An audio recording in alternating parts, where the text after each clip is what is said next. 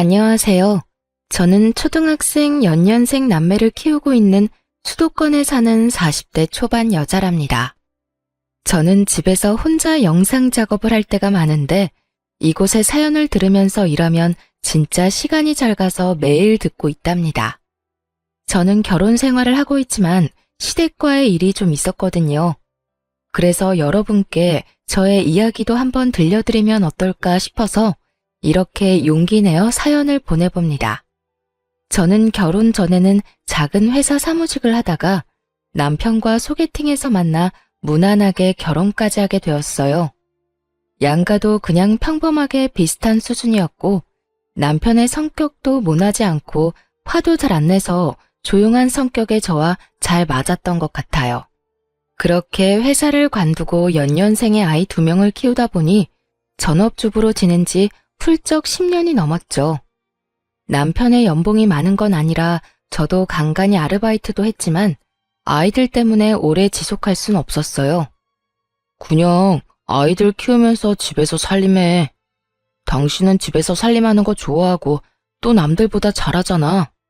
괜히 일한다고 나가서 도우미 쓰고 학원 보내는 돈이나 당신이 집에서 애들 키우는 돈이나 비슷해. 마음 편하게 살자고, 편하게. 그렇게 말해주니까 고마운데 그래도 애들 좀 더 크면 나도 일할게. 애들 교육비도 많이 들 거고 우리도 이제 전세 탈출 좀 해봐야지. 그래, 너무 스트레스 받지 마. 당신이 가사노동하는 것도 월급으로 치면 많이 받아야 되는 거야. 남편이 이렇게 이쁘게 말을 해주니 그냥 돈이 모자라면 모자란 대로 저 나름대로 아껴가면서 살림을 꾸려나갔어요. 아이들 밥이나 간식도 사다 먹이는 것 없이 다 제 손으로 정성스레 만들어주려고 노력했고요. 남편도 다행히 이런 제 노력을 잘 알아줘서 살림하는 게 힘들어도 열심히 살았네요. 이런 저를 가장 힘들게 하는 건 말썽꾸러기 아이들이나 남편이 아닌 바로 시모와 동서였어요. 동서는 저보다 3살이 어렸는데 서울에서 살면서 대기업에 다니고 있어요. 그래서 저를 볼 때마다 한심하게 보며 형님인 저를 업신여겼답니다. 여기에 동서가 연봉 6천이라고 시모까지 동서랑 한 팀이 돼서 저를 얼마나 무시하는지 몰라요. 그렇게 자주 만나는 건 아니고 시부모님 생신이나 명절 때나 만나는데 만나는 날 일주일 전부터 얼마나 스트레스를 받는지 몸이 시름시름 아플 정도였죠. 어김없이 추석 명절이 돌아오고 있었는데요. 벌써 몇 년째 동서가 명절 당일 아침에 와서 제가 한 음식만 쏙 먹고 친정 간다고 오후에 갔거든요. 저는 시모가 저녁은 누가 차리냐고 난리를 쳐서 작년엔 친정에 가지도 못했어요. 이번엔 또 당하지 않으려고 명절 전전날에 동서한테 전화를 했답니다. 동서, 언제 올 거야? 이번엔 당일에 오면 안 돼. 난 내일 모레 점심때쯤 갈 거니까 늦어도 오후엔 와줘. 저 내일 모레에 아마 미팅이 있을 수도 있어요. 그래서 확실하지가 않네요. 형님은 전업이라 시간이 많아서 한가하겠지만 저는 초 단위로 사는 사람이에요. 명절이라고 한가한 게 아니라고요. 아무리 그래도 명절까지 일을 한다고? 그럼 어머님한테 말씀드렸어? 나한테 또 혼자 음식 다 하라는 소리야? 동서는 같은 며느리 아니야? 어머님이 저한테 이미 저 편한 대로 오라고 했고요. 전 어차피 음식 잘 못해서 도움도 안 되잖아요. 형님이랑 어머님이랑 같이 하는 게 빠르죠. 벌써 몇 년째 얌체같이 명절 때 몸만 쏙 와서 밥만 먹고 가는 거 나 더 이상 못 참아. 내일 모레 꼭 오후까진 와? 모르겠네요. 저 지금 회의 들어가야 되거든요. 바빠서 끊을게요. 그렇게 통화는 끝났는데 끝까지 저를 무시하는 동서의 태도에 핸드폰을 든 손이 너무 열이 받아서 손까지 떨려오더라고요. 그리고 또 시모한테 불만인 게 저한테는 꼭 명절 전전날에 미리 내려오라고 해서 왕복 2시간 거리에 있는 시모의 친정 부모님의 산소에 가자고 하는 겁니다. 동서한테는 한 번도 가자고 말한 적 없고 저한테만 그러죠. 그 차 막히는 데를 산소에 가서 술 한잔 따르려고 왕복 2시간 갔다 와서 또 마트로 끌고 가서 명절 음식 한다고 장 보자고 하고요. 5년 전인가 슬쩍 저한테 약한 척하면서 말을 꺼내더라고요. 내가 외동딸인데 결혼하고 나서는 우리 부모님은 찾아뵙지도 못하고 돌아가시고 나서도 산소 한번 찾아갈 수가 없다. 너도 친정이 있으니까 내 마음 알 거야. 이번 명절엔 우리 부모님 산소 좀 같이 가주면 안 되니? 네, 저도 그 마음 이해해요. 그럼 이번 명절 끝나고 저 친정 안 갈 테니까 같이 산소에 가서 찾아뵈어요. 저는 시모가 저를 하도 탐탁치 않아 해서 조금이라도 인정받고 싶은 마음이 컸어요. 그래서 그렇게 한 번, 두 번 같이 가다 보니까 어느샌가 명절 땐 무조건 시모의 부모님 산소에 제가 찾아뵈야 하는 것처럼 몰아가더라고요. 역시나 또 전화해서 저를 닥달했어요. 이번에 우리 부모님 산소엔 언제 갈 거니? 너도 친정에는 가야 되니까 명절 이틀 전에 미리 와서 같이 가자. 이번엔 제가 일이 있어서 그렇게 일찍은 못 내려가고요. 아범만 보낼게요. 아니면 동선애랑 가세요.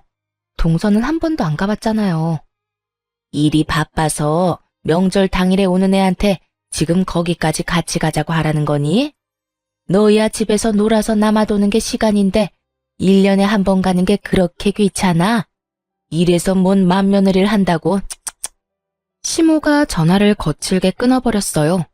가뜩이나 동서와의 통화에서도 마음이 상했는데 시모까지 불편한 티를 내니 속상하더라고요. 남편한테도 시모가 뭐라고 한 소리 했는지 제가 말을 꺼내자 이미 알고 있더군요. 나도 회사에 말해서 시간 내볼 테니까 그냥 같이 산소에 가드리자. 1년에 한 번인데 그거 좀 해드리면 어때? 근데 동서도 있는데 왜 맨날 나만 해야 되냐고. 내가 무슨 동네 북이야? 당신도 설마 어머니처럼 내가 일 안 하니까 가는 게 당연하다고 생각하는 거야?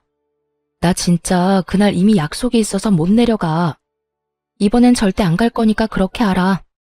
제가 단호하게 선을 그으니까 남편도 별소리 못하고 그냥 안 간다고 말을 전했나 보더라고요. 그렇게 명절이 다가왔고 저는 도축장에 끌려가는 소 같은 마음으로 추석 전날에 장을 잔뜩 봐서 시댁으로 갔어요. 제가 들어가자 시모가 팔짱을 딱 끼고 저를 째려보더군요. 너 덕분에 올해는 우리 부모님도 못 뵈고 내가 이렇게 며느리 눈치를 봐야 되나 싶다. 바쁜 일은 잘 끝나셨어? 만나자마자 저를 업신여기는 태도에 저도 기분이 확 상해서 그냥 대꾸 없이 주방으로 들어갔어요. 시모는 당연한 듯이 저한테 모든 음식을 맡기고는 텔레비전 보면서 깔깔대고 웃고 있더라고요. 그런데도 10년을 하다 보니 익숙하게 혼자 음식을 하고 있는 제 자신이 제일 등신 머저리 같았죠 뭐. 역시나 저녁 5시가 다 돼도 동서는 오지 않았어요. 저는 너무 화가 나서 어머니한테 소리쳤죠.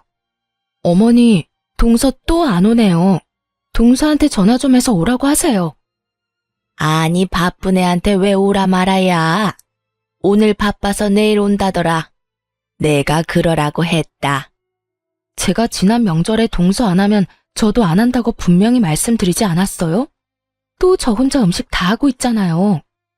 너 혼자 뚝딱뚝딱 잘하잖아. 우리 식구 많은 것도 아니고 송편은 사다 먹잖니. 뭐 할 게 그렇게 많다고 입이 대빨이나 나왔어? 그리고 막내는 대기업에 다니면서 얼마나 일하느라 바빠. 너처럼 한가하게 노는 애랑 같니? 저도 집에서 그냥 노는 거 아니에요. 저도 하는 일 많고요. 애들 챙기다 보면 하루 다 가요. 다른 엄마들은 일도 하면서 애들도 다 잘만 챙기더라. 막내 봐라. 세상에 연봉이 6천이나 되면서 일도 잘하고 딸도 똑소리나게 잘 키우잖니. 넌 돈도 못 버니까 그만큼 몸으로 때워라. 막내가 명절 때만 해도 용돈 얼마나 두둑이 주는 줄 알아? 무슨 말을 그렇게 하세요? 누가 들으면 저는 용돈 안 드리는 줄 알겠네요. 어머니 자꾸 그렇게 동서랑 비교하면 저 진짜 상처받아요. 그거 아세요? 요즘은 다 맞벌이 한다더라. 너 때문에 우리 아들만 개고생하는 것 같아서 나도 얼마나 마음 아프고 남 부끄러운 줄 아니? 요즘은 마누라가 전업주부면 그 남편 불쌍하다고 손가락질 한다더라. 너 남편이 불쌍하지도 않니? 쓸데없는 소리 말고 얼른 마무리해. 저녁 먹게. 진짜 이때 다 때려치우고 뛰쳐나오려고 했어요. 근데 아무것도 모르고 해맑게 할아버지랑 놀고 있는 애들을 보니 분위기를 망치기가 쉽지가 않더라고요. 그래요. 그렇게 바보 같으니까 혼자 몇 년이나 명절 음식 다 하고 있는 거겠죠. 역시나 동서는 옷을 쫙 차려입고 양손에 선물 바리바리 싸들고 명절 아침에 왔더라고요. 동서를 본 시모가 얼마나 환하게 웃으면서 맞아주던지 누가 보면 막내딸 왔는지 알겠더라고요. 어제 하루 종일 음식하고 애들 돌보고 일어나 아침부터 또 상 차려서 꾀제제한 저하고는 너무 비교가 되게 상큼할 정도였다니까요. 진짜 기가 막히고 코가 막혀서 그냥 그 상황을 멀거니 보고 있었어요. 동서는 시부한테 선물을 넘겨주고 시모한테는 오자마자 용돈 봉투를 저 보라는 듯이 주는 거 있죠. 거기다 우리 아이들한테도 용돈 봉투를 하나씩 주더라고요. 애들은 속도 없이 좋다고 받고 있고요. 동서, 내가 그렇게 어제 오라고 하지 않았어? 내 말 무시하는 거야? 어머, 형님, 진짜 미안해요. 일이 너무 바빠서 연락할 시간도 없었네요. 그때 시모가 제 등짝을 팍 때리는 게 아니겠어요. 예, 너 지금 막내한테 뭐 하는 거야? 바쁜 애가 오늘 온 것만 해도 성의는 다 보인 거지. 내가 누누이 말하지만 집에서 멍 때리는 너랑 같아? 앞으로 돈 못 버는 네가 혼자 음식하는 거야. 넌 그렇게 눈치가 없어? 어머니, 진정하세요. 취직 못하는 형님 속은 더 상하겠죠. 요즘 시대에 알바를 해도 200은 벌 텐데 얼마나 능력이 없으면 전업을 하겠어요. 동서 지금 말 다 했어? 동서가 얼마나 잘났길래 그렇게 사람을 무시해? 너보단 잘났으니까 그런 말도 할 수 있겠지. 너 그만 못해? 그만하고 들어가서 점심상 차려라. 큰 소리가 나자 거실에 있던 몇 명의 친척들이 수군대면서 우리를 지켜보고 있는 게 느껴졌어요. 이렇게 친척들 앞에서 저를 무슨 무수리 취급하는 시모한테 진짜 진저리가 나더군요.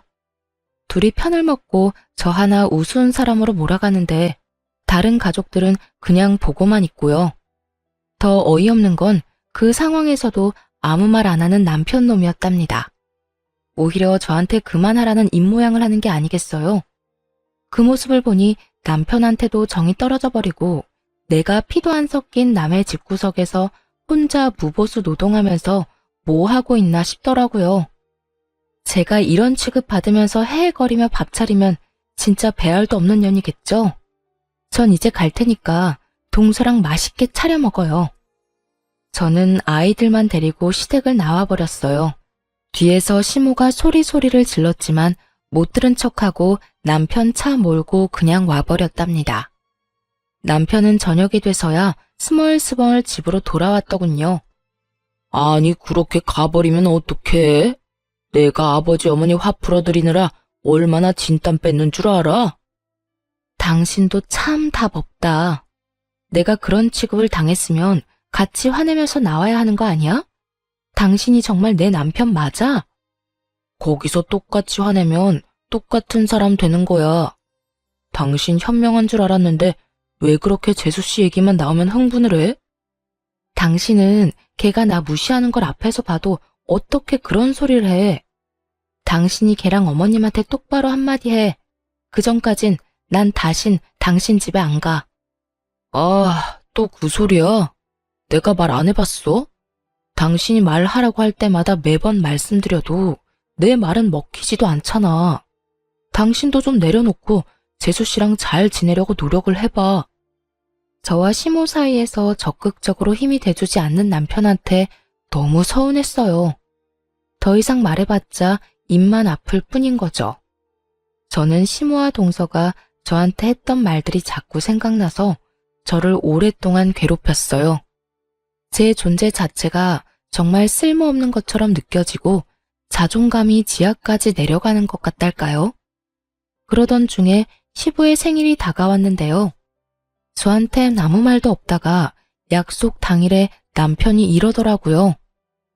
오늘은 현석이가 산다고 지네 집 근처로 오라는데? 거기 유명한 소갈비집 있잖아. 그런 건 같이 의논해서 정해야지. 자기들이 산다고 오라 마라 당일에 통보하는 건 좀 그렇다.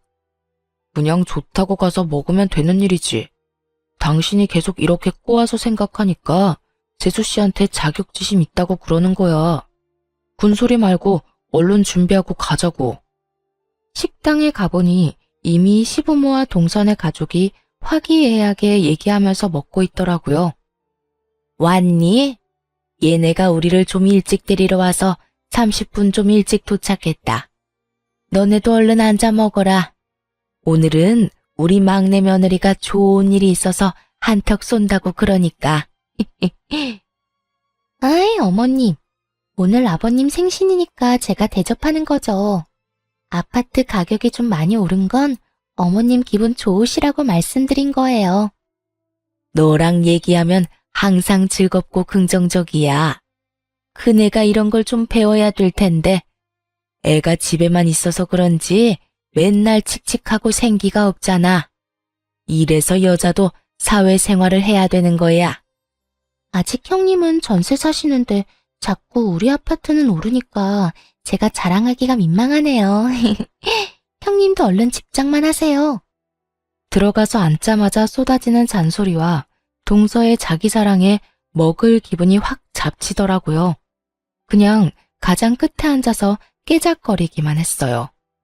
저는 대화에 끼지도 못하게 시모랑 동서 둘이서 얼마나 하하호대던지 저는 핸드폰을 하고 있었죠. 사실 제가 인별그램을 열심히 하거든요. 제가 워낙 집안 꾸미고 살림하는 걸 좋아하다 보니까 저만의 팁이나 살림 방법을 짧은 영상으로 찍어서 올리기 시작했거든요. 근데 저의 살림법을 좋아해주고 댓글로 칭찬을 하는 사람들이 점점 늘어나니까 정말 즐겁더라고요. 제가 하는 일을 인정받는 기분이랄까요? 그러다 보니 매일 영상을 올리려고 노력을 많이 하고 있었답니다. 너무 핸드폰 보는데 열중했는지 어느새 동서가 제 옆에 와 있는 것도 몰랐어요. 동서가 불쑥 말을 거는데 얼마나 놀랐는지 몰라요. 형님, 아버님, 어머님 다 계신데 애도 아니고 핸드폰에 정신 팔려서 뭐해요? 진짜 지금 하는 것만 봐도 얼마나 편하게 사는지 보이네요. 부럽네요, 아주. 잠깐 좀 본 거 가지고 뭔 말을 그렇게 해? 그리고 왜 남의 핸드폰은 몰래 보고 그래? 봐도 뭐 별것도 안 하네요. 그런 소셜 네트워크 많이 하는 사람들 난 진짜 이해 못하겠어요. 그 무슨 축구 감독 퍼거슨? 그 사람도 그랬잖아요. 그런 거 하는 건 인생 낭비라고요. 그 시간에 좀 생산적인 걸 해요. 맏며느리가 돼서 내가 진짜 한심해서 못 보겠다. 너는 맏며느리가 돼서 너 동서가 이 비싼 소갈비 턱턱 사는데 뭐 보고 배우는 거 없니? 고기가 잘도 넘어가니? 속도 좋다. 어머님은 제가 뭘 하는지 모르시면서 무턱대고 그런 말씀을 하세요. 애들도 있는데 저한테 그런 말 좀 그만하세요. 어른이 어른다운 모습을 보여줘야 애들도 보고 배우는 거 아니니? 좋아 좀 봐라. 자기 엄마 닮아서 어린 나이에도 얼마나 의젓하고 얌전해. 현철이 너 똑바로 들어라. 내가 오늘같이 좋은 날 이런 말까지 하고 싶지는 않았지만은 너도 세월이 갈수록 네 동생이랑 점점 비교된다는 거 느끼지? 어이 엄마, 또 뭔 그런 소리를 해요. 형이랑 형수 잘 살고 있는데. 우리도 돈은 많이 벌지만 모으는 건 별로 없어요. 이 사람 씀씀이가 커서. 동서가 도련님을 휙 째려보고는 입을 막더군요. 그런 모든 모습을 보고 있는 남편은 그냥 허허거리면서 보기만 하고요. 제가 그렇게 말을 했는데 또 가만히처럼 가만히 있으니 얼마나 열이 받겠어요. 제가 남편 옆구리를 푹 찌르니 그제야 한 소리 하더군요. 엄마, 이제 그런 소리 좀 그만해요. 뭐 그럼 이제라도 마누라를 바꿔요? 우리 잘 살고 있는데 엄마가 그런 소리 할 때마다 이 사람이 얼마나 속상해하는지 몰라요. 이제 좀 그만하세요. 우리 둘이 알아서 사는 거니까. 내가 보고 있으면 열통이 터져서 그런다. 다른 맏며느리들은 그냥 계절마다 비싼 옷을 척척 사다 주고 동남아며 호주로 여행도 보내준다는데 네가 능력 없는 마누라를 얻어서 맨날 벌어도 집 하나 못 사고 그 모양으로 사는 거 아니니? 아파트라도 하나 사놨으면 지금 네 동생네처럼 값이 많이 올랐을 거 아니냔 말이야. 능력이 없으면 돈이라도 잘 풀리던가. 어허 참, 이제 그만 좀 해. 좋은 마음으로 먹은 소고기 다 체하겠네. 그네도 네 어머니 말씀 너무 마음에 담아두지 말아라. 그만하긴 뭘 그만해요. 현철이 너 말 한번 잘 꺼냈다. 그래, 그렇게 미련하게 밥만 축내는 마누라 갖다 버리고 능력 있는 새 마누라 얻어라. 앞으로 살 날이 몇십 년인데 그게 낫겠다. 저는 시모의 독버섯 같은 말에 너무 화가 났어요. 더군다나 우리 애들도 그 말을 다 듣고 기가 푹 죽어서 제 눈치만 보고 있는 걸 보니 속에서 불이 치밀더군요. 우리 애들이 도대체 무슨 죄인가요? 저는 더 이상 참지 못하고 자리를 박차고 일어났어요. 그게 지금 손자들 있는 데서 할 소리예요? 어머니나 할 말 못할 말 구별 좀 하고 사세요. 네, 어머니 소원대로 내가 이혼해줘야겠네요. 앞으로 나는 그쪽 며느리 아니니까 앞으로 보지 말고 살자고요. 어머머, 얘가 이제 하다 시어머니한테 막말까지 하네. 능력 없으면 납작 엎드려서 잘못했다고 살 것이지. 네가 뭔데 인연을 끊자는 거야? 나 같은 며느리 필요 없다면서요. 근데 시모 대접은 또 받고 싶어요. 제일 좋아하는 막내 며느리나 옆에 끼고 평생 사세요. 난 이제 며느리 역할 그만할 거니까. 당신 진짜 이혼당하기 싫으면 당장 지금 일어나. 저는 아이들을 데리고 밖으로 나가버렸어요. 남편은 제 말이 무서웠는지 엉거주춤 따라 나오더라고요. 돌아가는 차 안에서 누구도 한마디도 하지 않았어요. 아이들도 눈치가 있는지 조용히 집에 가더군요. 집으로 가는 동안 제 핸드폰으로 시모의 전화가 계속 왔지만 받지 않았답니다. 집에 와서 한참 후에 남편이 제 옆에 쓱 오더군요. 엄마가 나한테도 전화 엄청 오셨어. 엄청 화나셔서 당장 전화해서 사과 안 하면 진짜 이젠 안 보신대. 이제 그만 사과드려. 내가 뭘 잘못했다고 사과를 해? 당신도 진짜 웃긴다. 내가 그런 수모를 당하고 있으면 당신 엄마 좀 당신이 알아서 막아달라고 했지. 그게 그렇게 어려워? 아까 식당에서 말씀드렸잖아. 그러지 말라고. 그렇게 친절하게 말해서 잘도 알아듣겠다. 나 진짜 당신 어머니랑 이제 인연 끊을 거야. 그거 싫으면 이혼해. 이렇게 살면 나 진짜 암 걸려서 죽을 것 같으니까. 내가 다음번엔 진짜 확실하게 말할게. 어떻게 가족 사이 안 보고 살아. 나한테 가족은 나한테 상처 안 주는 사람이야.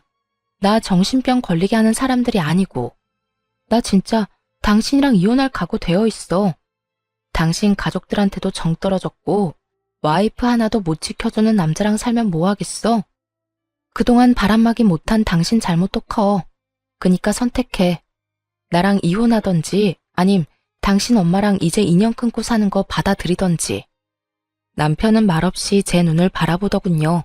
제 결연한 진심이 느껴졌는지 남편도 그동안은 다른 진지한 목소리로 대답을 하더라고요. 당신 말 잘 알았어. 나한텐 당신이랑 애들이 내 소중한 가족이야. 앞으로 우리 어머니 안 봐도 상관없어. 당신이 그렇게 괴로우니까 안 보는 게 좋을 것 같아. 내가 앞으로 우리 어머니는 확실히 막을게. 많이 늦은 감이 있지만 그래도 남편이 그렇게 말해주니 고마운 마음이 들더라고요. 그리고 놀랍게도 그 약속을 하고 6개월 동안 시모의 연락을 철저히 막아주더라고요. 시모가 엄청 답답했는지 한 번은 주말에 집으로 쳐들어왔더라고요. 당연히 문도 안 열어줬을 텐데 하필 둘째가 벨소리를 듣고 나가서 할머니라고 문을 활짝 열어줬더라고요. 거실에 아이들과 함께 있던 저는 갑작스러운 시모의 등장에 진짜 동상처럼 얼어버렸죠.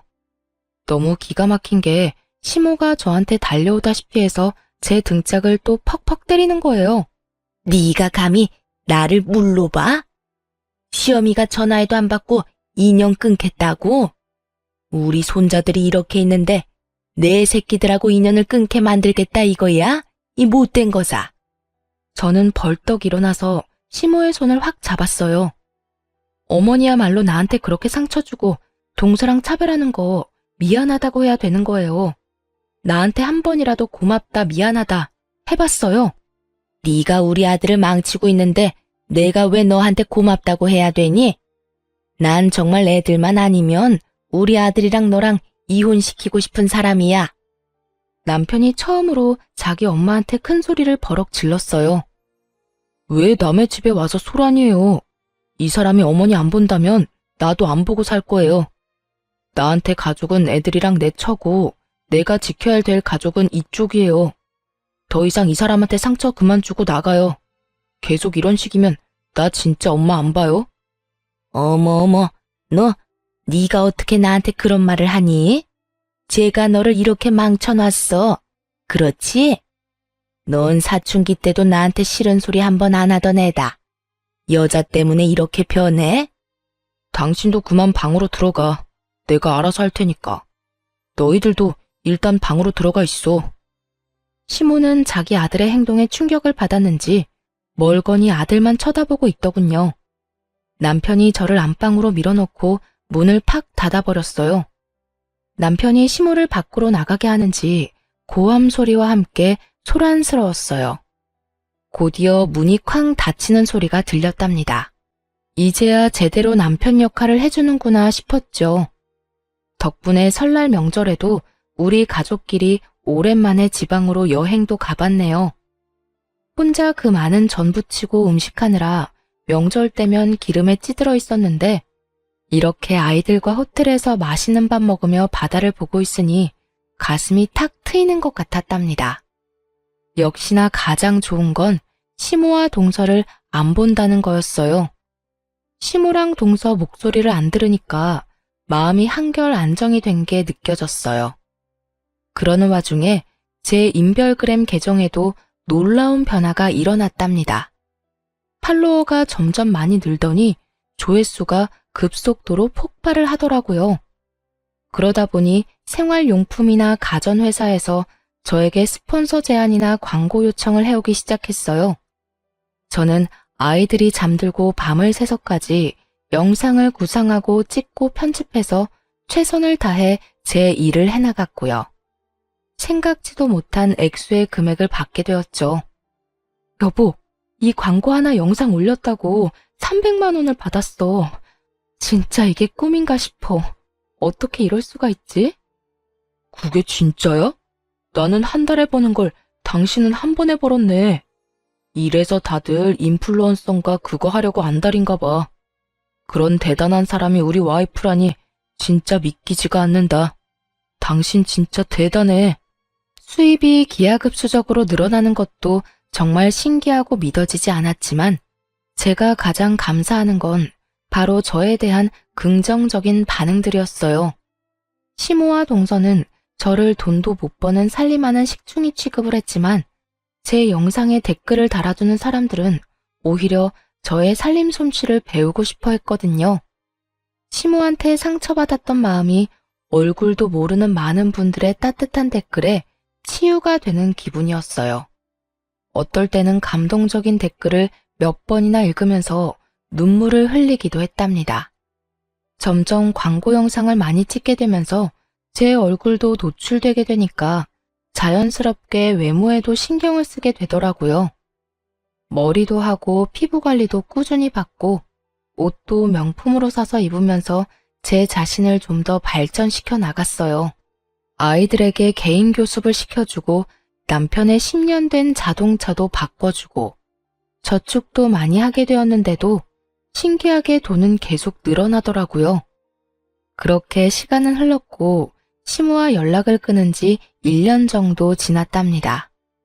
제 팔로워가 10만 명이 넘어서 가족끼리 좋은 레스토랑에서 자축 파티를 했어요. 내가 그동안 당신한테 내 수입을 정확하게 말하진 않았는데 10만 명 넘은 기념으로 말해줄게. 그동안 나 영상 찍을 동안 애들도 잘 봐주고 많이 도와줘서 고마워. 우리 와이프님이 차도 사주시고 나보다 돈 잘 버는데 왜 좋아하는 건 당연하지. 당신이 진짜 고생 많았어. 진짜 대단해.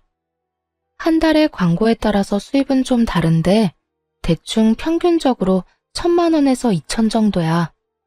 남편이 충격을 받았는지 말도 못하고 입만 떡 벌리고 있더군요.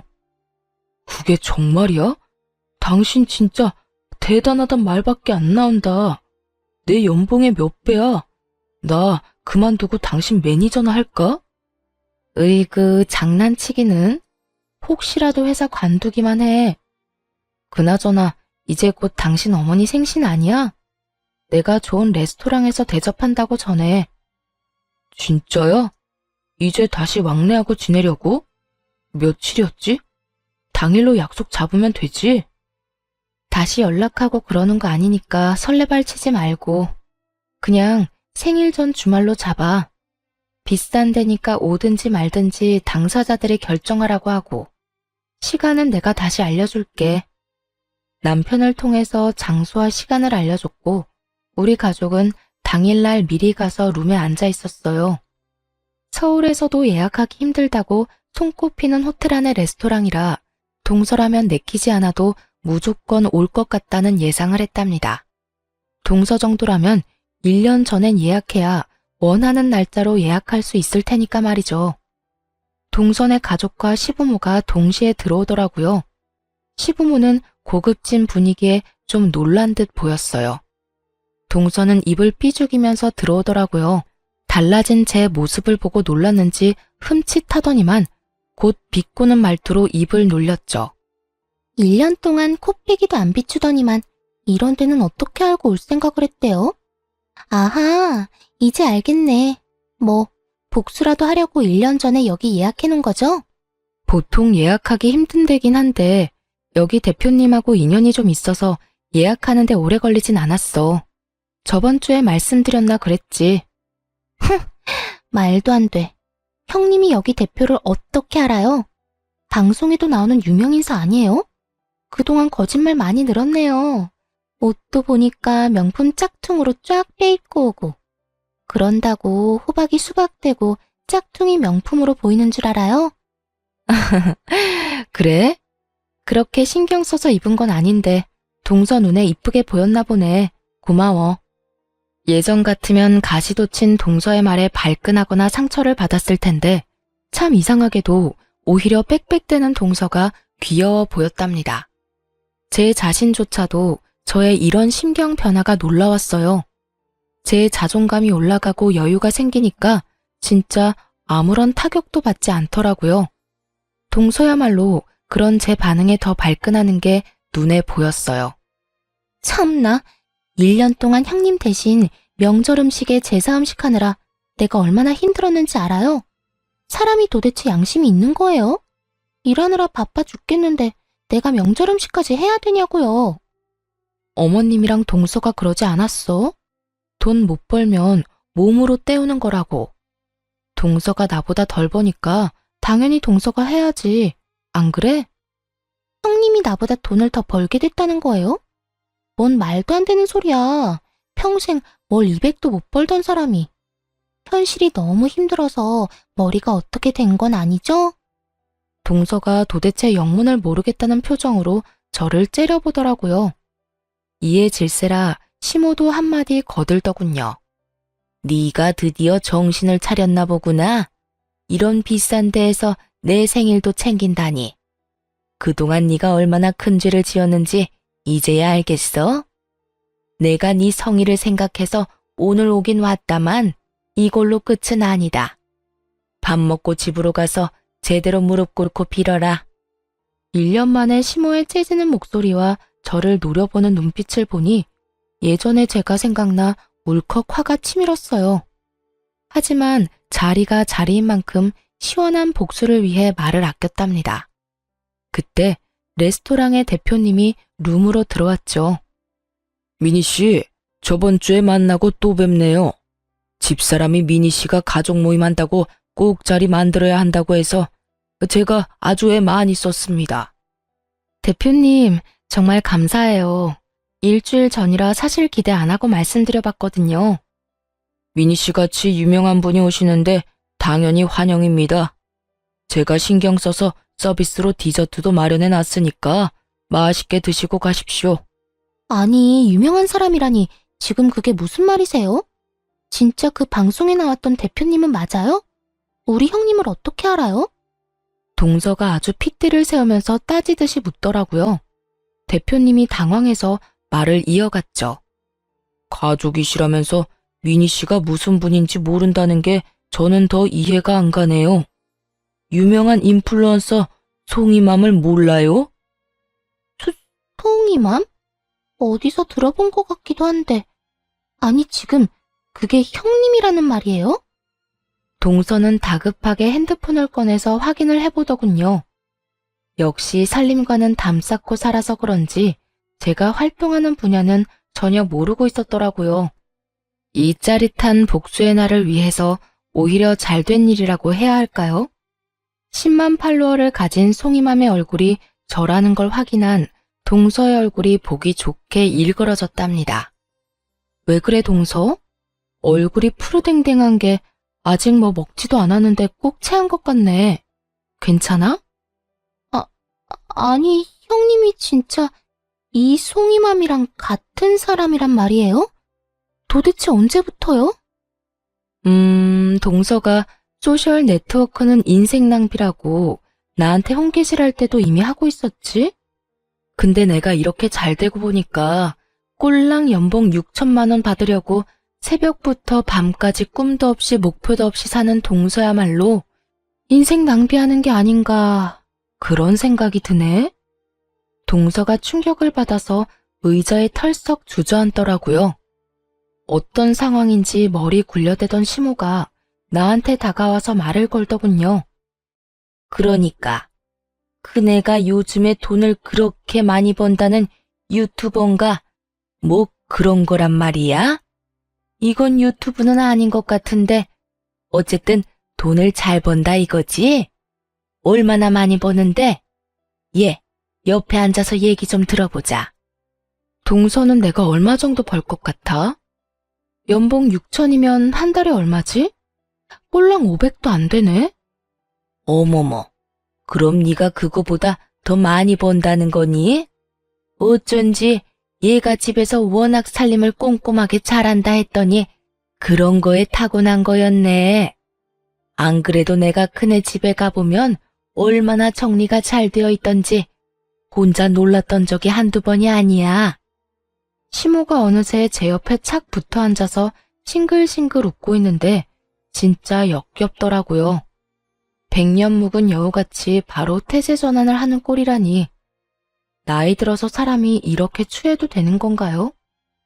하긴 동서는 한 달에 500 정도 벌어서 명품 같은 거 자주 살 수는 없겠다. 생일 때나 마음 먹고 한 개 할부로 사고 그러는 거 아니야? 그러니까 이 옷이 진짠지 짝퉁인지 구별도 못하지.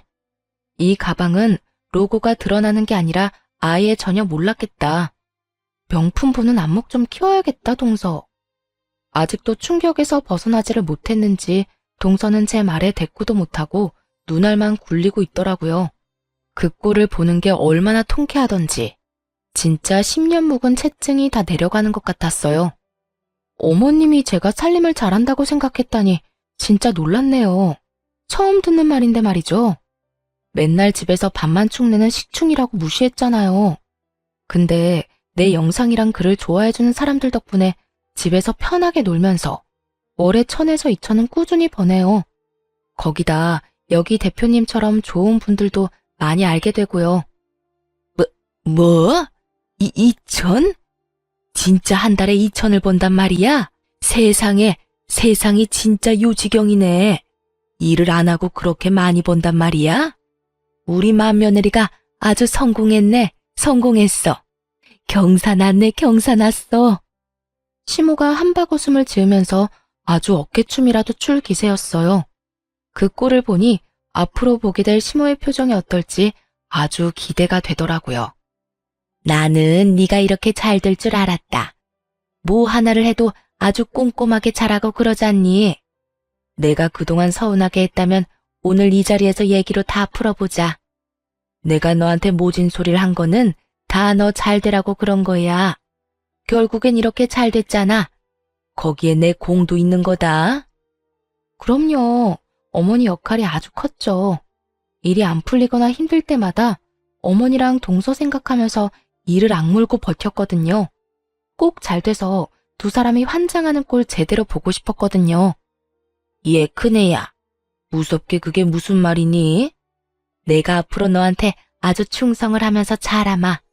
내가 도와줄 거 있으면 다 말해. 내가 다 도와주마. 그리고 둘째 너도 형님한테 싸가지 없게 대한 거 얼른 사과하지 못해? 앞으로도 명절이며 제사며 음식은 다 네가 해라. 네 형님같이 큰이라는 사람이 그런 거에서 되겠어? 어머니, 제가 그동안 어머니한테 해드린 게 얼만데 어떻게 그렇게 돌변을 하세요? 제가 왜 명절 음식을 해요? 이 집구석이 뭐가 그렇게 대단하다고 며느리가 무슨 봉인 줄 아나. 저도 형님처럼 안 보고 살면 그만이고요. 저도 편해요. 아님 이참에 아예 이혼해버릴까 봐요. 어차피 이 인간 버는 대로 족족 써서 모은 돈도 없다고요. 내가 그동안 말을 안 해서 그렇지 내 속을 누가 알아? 아니 이게 그동안 오냐오냐 해줬더니 어디서 큰 소리야? 얘 큰애야. 이런 싸가지 없는 애는 그러려니 해라. 저런 애 안 보고 살면 그만 아니니? 그치? 시모는 어떻게든 저를 붙잡으려고 아주 애원을 하더라고요. 동서는 저한테 지기 싫어서 이를 악물고 있고 말이죠. 그래서 마지막으로 강력한 한 방을 날려줬죠. 난 당신들 다시 볼 생각 죽어도 없거든요. 아, 그리고 동서가 죽기 전에 살아보고 싶다던 그 아파트 있잖아. 우리 거기 자가로 사서 나 거기 살아. 우리 사이에 직접 초대는 좀 그렇고 내 계정에 집 사진도 많이 올리니까 보고 싶으면 거기서 보던가. 말도 안 돼. 거기가 얼마나 비싼 데인데 나도 아니고 감히 형님이 살 수가 있어? 진짜 아무리 생각해도 어이없네. 형님이 나보다 공부를 잘했어요. 좋은 대학을 나왔어요. 대기업에서 일한 적이 있어요? 이건 진짜 사기야, 사기. 그러게 말이야. 세상이 참 재미있더라고. 근데 나도 동서가 회사에서 일하는 것보다 더 열심히 했어. 동서는 이 분야를 잘 모를 수도 있는데 과연 동서가 나처럼 해서 돈을 100만 원이라도 벌 수 있을지 모르겠네. 동서가 얼마나 분한지 눈물까지 보이는 것 같더군요. 제가 가방을 들고 자리에서 일어서자 시모가 화들짝 일어나 제 손을 부여잡고 불쌍한 표정을 짓기 시작했어요. 우리 맏며느리가 얼마나 착한지 내가 잘 안다. 이 못난 시엠이 한 번만 용서하고 다시 한 가족으로 잘 지내보면 안 될까? 내가 이렇게 무릎이라도 꿇으마. 놀랍게도 시모는 제 앞에 무릎까지 꿇고 두 손까지 싹싹 빌기 시작했답니다. 그걸 본 남편도 너무 놀란 표정이었고 아이들 보기에도 좋지 않아 저는 이만 이 자리를 파해야겠다고 생각했죠. 내가 그쪽한테 10수년 동안 받은 상처가 얼마나 깊은데 그까짓 이빨린 소리로 용서가 되겠어요? 그냥 난 우리 가족이랑만 잘 살 테니까 괜히 아들한테 연락하고 그러지 말라고요. 저는 애들을 챙겨서 나갈 준비를 했답니다. 그러자 동서도 제 손을 덥석 잡고 울먹거리기까지 했죠. 형님, 제가 너무 생각이 짧았어요. 앞으로 제가 형님으로 깍듯이 모시면서 잘할게요. 그만 노여움 푸세요. 네? 가족 좋다는 게 뭐예요? 난 너한테 당한 모욕들만 생각하면 이대로 끝내는 것도 아쉬울 정도야. 근데 이제 너 같은 건 전혀 내 인생의 손톱의 때만큼도 영향을 못 준다는 걸 너무나 잘 알아. 우리가 같이 밥 먹을 사이는 아니잖아? 내가 이미 계산 다 했으니까 디저트까지 맛있게 먹고 가. 네가 여기 또 언제 와보겠어? 저는 그렇게 아이들과 남편과 함께 레스토랑을 나와버렸답니다. 나중에 대표님한테 듣기로는 역시나 디저트까지 싹싹 긁어먹고 갔다고 하더라고요. 남편한테 다시 한번 시모와 연락하지 않겠다는 다짐을 받았고 남편은 시모의 연락을 칼같이 차단하고 있답니다. 동서는 제 계정을 자주 보는지 제가 올리는 영상마다 우리 형님 최고라는 둥 기가 막힌 댓글을 달고 매일같이 잘못했다는 내용의 메시지를 보내고 있어요. 물론 보지 않고 다 지워버렸죠. 그러던 중에 동서 회사에서 저한테 같이 제품 홍보를 해달라는 제안이 왔더라고요.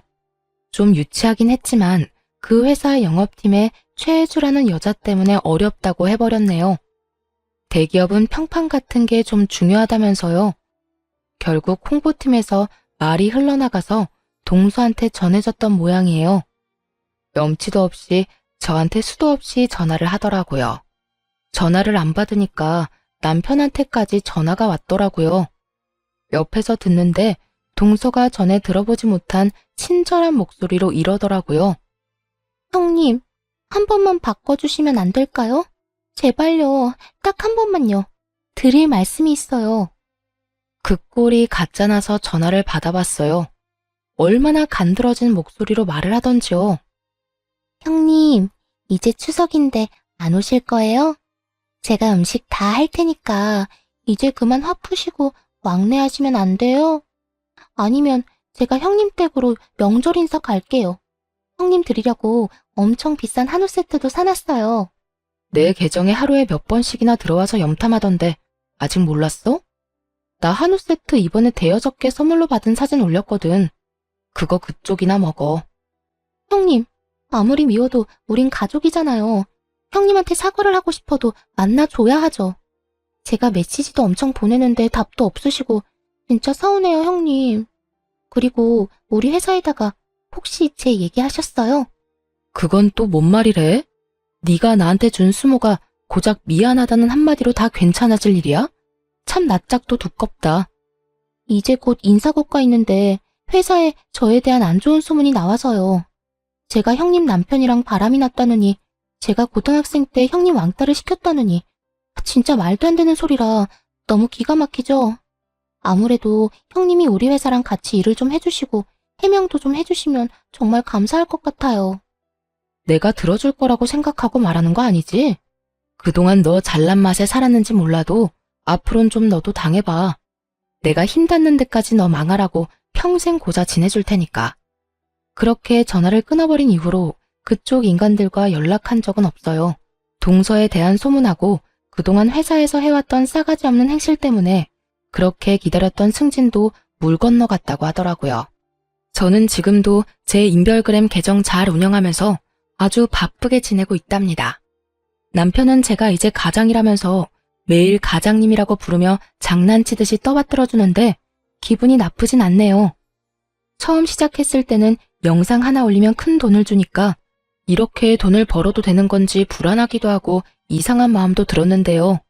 이젠 많이 익숙해졌고 소속사도 생겨서 더욱 안정적으로 운영을 하고 있답니다. 시모는 어떻게든 제 덕 좀 보려고 남편을 볶아대는 것 같은데 묵묵히 자기 엄마의 폐악질을 다 받아내고 있는 남편한테 새삼스레 미안해지네요. 그래도 저는 절대 시모와 동서와 다시는 상종하지 않을 거예요. 누군가는 저한테 운이 엄청 좋았다고 말하기도 하고 질투 섞인 비아냥을 보낼 때도 있고요.